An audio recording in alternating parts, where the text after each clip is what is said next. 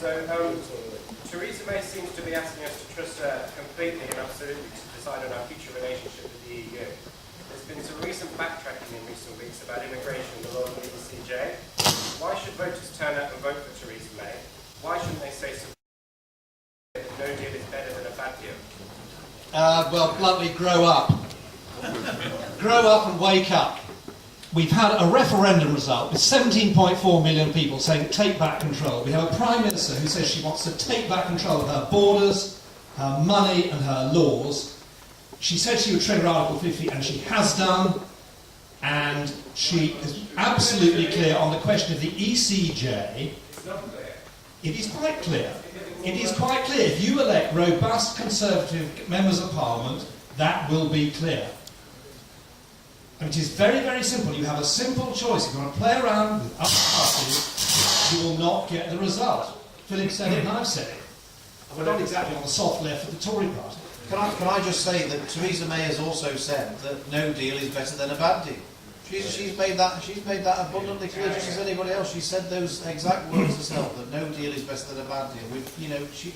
I was not initially a big supporter of Theresa May, but you've got to accept that she has been absolutely magnificent on this all the way through, on every single issue. Whenever there's been a decision to make, she is back outside of the argument.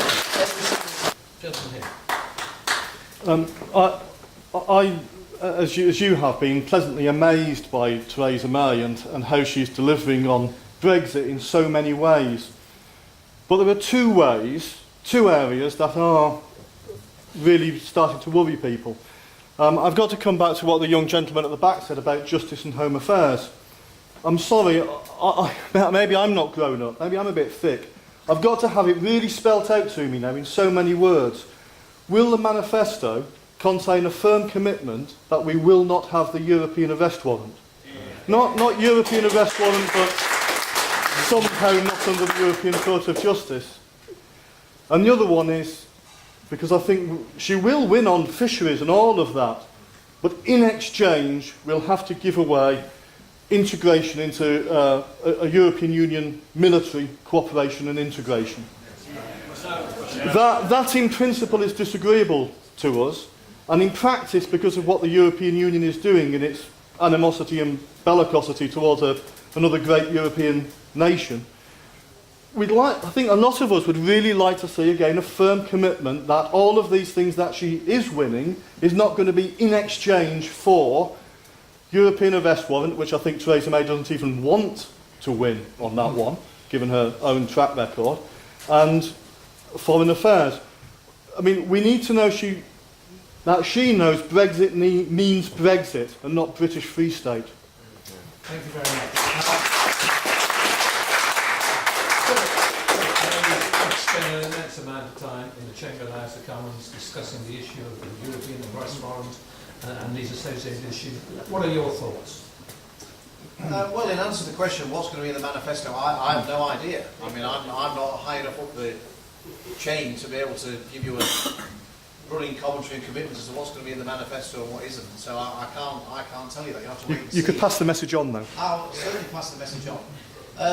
I mean, Owen probably knows more about the issue of the armed forces. I've not noticed any desire from anybody here to get involved in any armed forces with the EU. The government have consistently been opposed to any moves to try and have a European armed forces. Of course, we want cooperation, but under the umbrella of NATO. I don't believe anybody's wanting to get involved with that. I've not heard that. It's the first one I've heard, if anyone is. On the European Arrest Warrant, it's an interesting question. I don't know where Theresa May is on that. She may well be that she wants to stay part of the European Arrest Warrant. I genuinely don't know. I genuinely don't know the answer to the question. I've voted consistently against being in the European Arrest Warrant and would continue to do so. But the whole point is that when we leave the EU with a deal, the deal may well not tick 100% of my boxes. I'd quite happily go with 97, 98. I'd go along with that. But the point of the matter is that once we've left and we've got a deal which is in effect what the British people voted for on those big issues, any future election, we can go back and change these things. That is the whole beauty of being out of the European Union. When a deal's agreed with the EU, that is not a deal forever.